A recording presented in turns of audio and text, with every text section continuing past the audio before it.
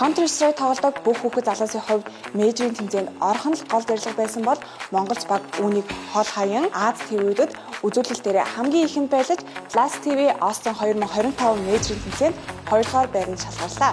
Монголч баг нь чансаагаараа дэлхийн 5 дугаар байранд бичигдэж байгаа бөгөөд бүх гишүүдийн нэг улсын иргэншилтэйгээр ихний 5 байрах дундаа ганцхан баг юм байна. Технон хамгийн анх Checkmate багт орохдоо олон тоглогчоор орж ирсэн бол Valve-аас нэгэн тэтгэж байсан албан ёсны тэмцээнд хамгийн залуу тамирчин болж исэн бөгөөд тухайн үедээ тэрээр 15 настай байжээ.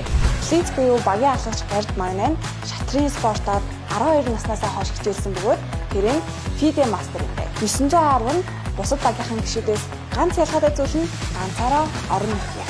Тэрээр Дахуул аймгийн ууган хүү бөгөөд Улаанбаатар хотод дангийн тэмцээнүүдэд орохоор ирдэг байжээ.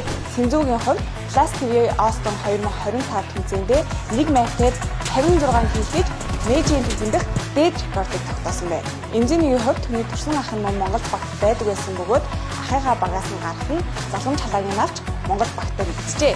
Тэгээд ч болоогүй дэлхийн топ 20 баг дундаас хамгийн залуу баг юм байна. Тэдний дундаж нас нь 20.8 нас.